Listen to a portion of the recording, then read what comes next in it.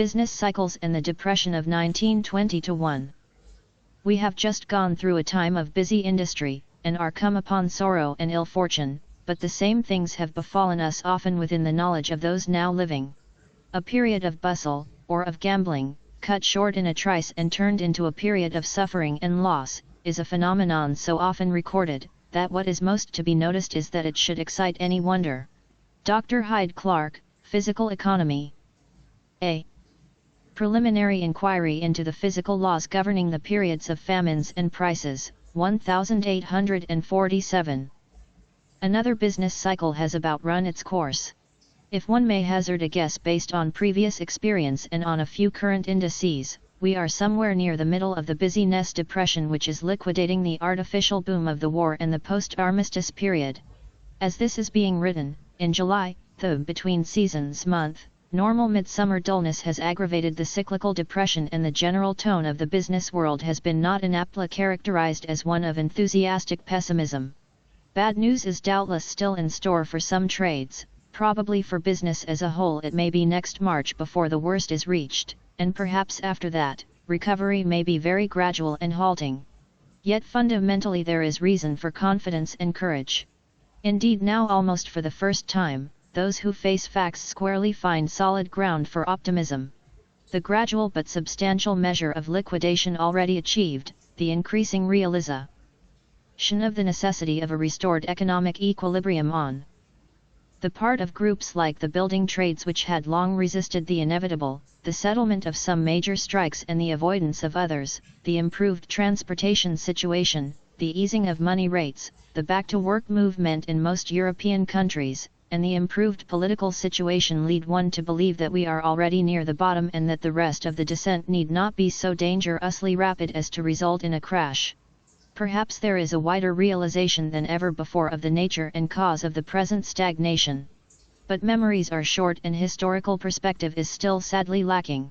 During 2 later years of the war, everybody knew the world would have to pay the usual price for the hectic prosperity which had no solid basis.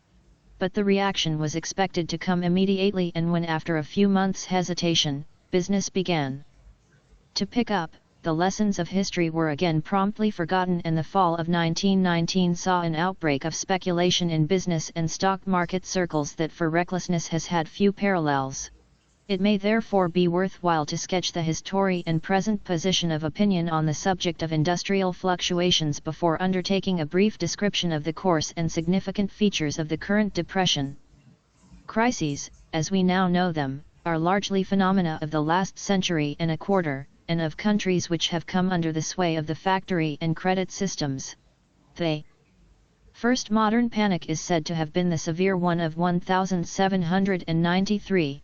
True, there were serious commercial disturbances in 1720, when the South Sea bubble collapsed, 1763-1772-3, and 1783. And W. Stanley Jevons professed to find what were currently called stock jobbing panics at regular intervals in the other decades of the 18th century, but on scanty evidence. The characteristic modern crisis does not appear until the 19th century. Its explanation early gave trouble to the economists, and the literature of the subject is very extensive and highly controversial. Generally speaking, one may say that until recently the tendency was to regard crises as sudden catastrophes interrupting the normal course of business and to explain them by special causes or accidental happenings such as wars, crop failures, bad banking systems, inventions, changes in trade routes, tariff legislation, unsettling administration by your Roosevelt or my Lloyd George, or the failure of some conspicuous business establishment. Study was concentrated on the external and incidental features of each individual crisis and on the spectacular 3 or 4 weeks in which the crash occurred. Today the theory of crises has been broadened into a theory of business cycles, the crisis itself being regarded as simply the most dramatic and the briefest of the 3 phases of the cycle through which modern industry recurrently passes. Thanks to some inherent characteristic of our economic organization, business activity today presents the aspect of a wave-like motion, prosperity leading to a crisis, the crisis being followed by a depression, and depress Zion, ultimately giving way to prosperity. The student's task is therefore to analyze the complex processes of business life in order to discover why they inevitably work out a change from good times to bad and from bad times to good. Special factors must of course be taken into consideration, but their influence will be found to be by way of complicating the process or furnishing the occasion rather than the cause. Attention was first turned from the search for separate causes of each isolated crisis by the regularity with which crises have continued to run their course decade after decade in every highly industrialized nation. That regularity is indeed suspicious. In England, for example, and with some variations in France and Germany, we find crises in 1793, 1803, 1810, 1815, 1825, 1836-9, 1847, 1866, 1882, 1890, 1900, 1907, and 1914. In the United States, the corresponding dates are 1818, 1825, 1887, 1847, 1857, 1873, 1884, 1893, 1903, 1907, and 1914. A double pulsation seems apparent: the disturbances of 1818, 1837, 1873, 1893, and 1907 being especially severe.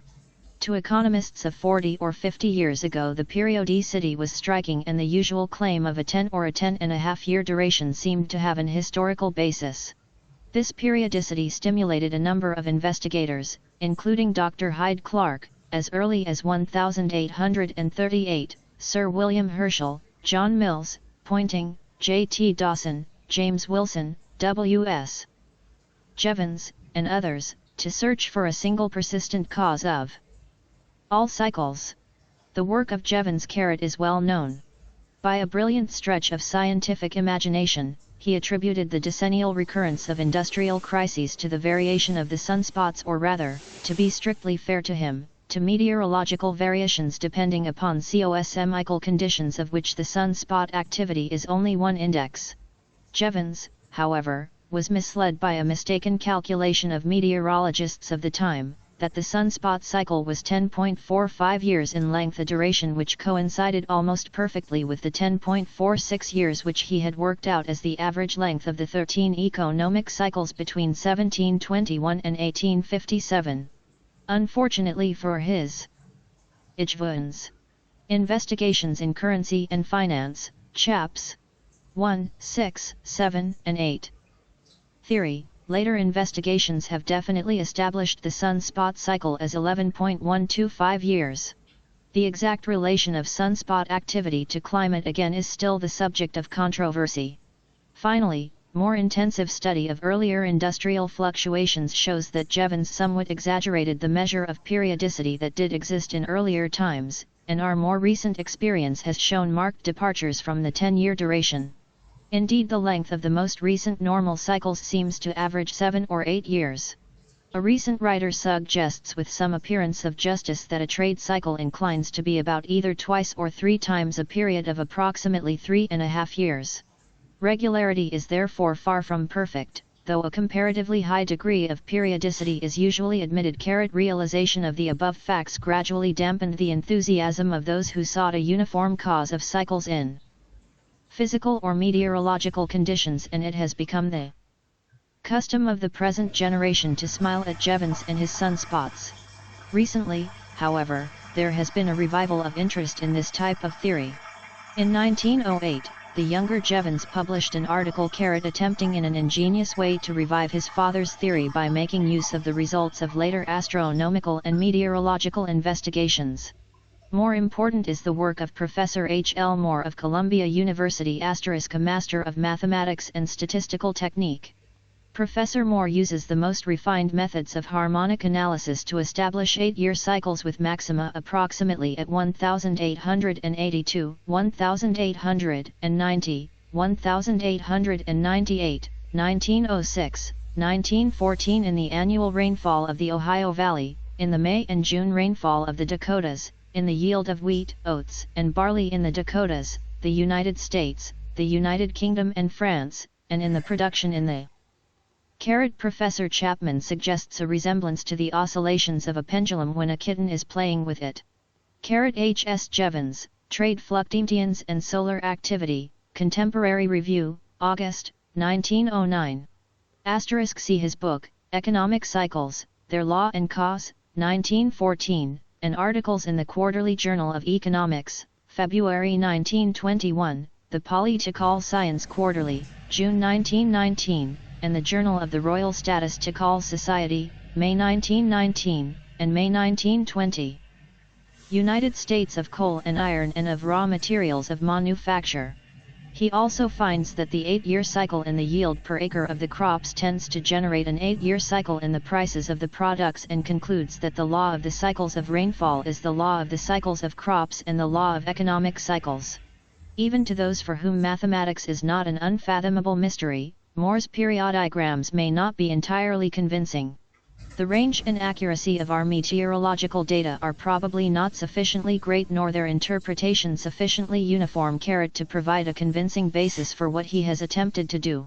Fortunately, much work is being done at the present moment in the United States, England, Sweden, Russia, Japan, India, and Canada in the collection of meteorological data and in the investigation of the precise relation between climate and agriculture. Doubtless much more will also be done in the application of harmonic analysis to our economic data, and Moore's work may just mark the beginning of a fruitful type of investigation. Meanwhile, with the scant data at his disposal, he has made a strong case for believing that weather cycles are at least an important contributory cause of economic cycles, but even lacking a full comprehension of the influence on industrial fluctuations of physical factors of this sort, we can show that there is something in the nature of our complex business mechanism which of itself inevitably produces the rhythmic movement which we have discovered. This we propose to show by paraphrasing W. C. Mitchell's analysis of a typical business cycle. The process to be described is so complex that in so condensed an exposition it is difficult to depart far from Mitchell's methods of analysis, or even from his ill regard to periodic oscillations of climate. For instance, the only cycle fairly well accepted by meteorologists is the Bruckner 35-year cycle in temperature and rainfall. Contrast the able analysis by A. Piatt Andrew in Quarterly Journal of Economics, August 1906, of the influence of the crops on business in America. See his masterly work on business cycles, 1913. Among other works of importance, from most of which Mitchell has drawn in the building up of his eclectic theory, are the following: Beveridge, Unum. 6. Phraseology. The broad underlying factors, it will readily be noted, are the extreme specialization characteristic of modern industry, the large-scale production carried on months ahead of demand and in anticipation of demand, the intricate interlocking of firms and places through the credit system, and the mob-mindedness of men. Since it is necessary to dip into the cycle at some point, we may start with the revival of activity just after a depression. The period of stagnation has left us with a low level of prices, narrow margins of profit, liberal bank reserves, a conservative policy in capitalizing business enterprises and in granting credits, moderate stocks of goods on dealers' shelves, cautious buying on the part of consumers, and drastic reductions in the costs of doing business. Because the management is striving to eliminate wastes, the workers are more efficient through fear of losing their jobs, and funds can be borrowed at low rates. For reasons to be explained later, these conditions are accompanied by an expansion in the physical volume of trade, slow at first but of cumulative force, and frequently hastened by some propitious event such as a very favorable harvest, as in 1915, heavy purchases of supplies by governments, or a marked increase in export trade. This initial revival may at first be confined to a small group of industries. But, even if so, the active concerns must soon buy raw materials and current supplies from other firms, the latter from still others, and so on indefinitely. Meanwhile, the larger volume of wages paid and profits earned brings an increase in family incomes and a consequent expansion of consumers' demand, which also spreads out in ever-widening circles. Retail ERS, wholesalers, manufacturers, importers, and producers of raw materials find their trade growing, increase their purchases, pay out more money to employees and lenders, and thus adjust on the exaggerated expectations which prevail when the volume of trade is enormous, prices high, and business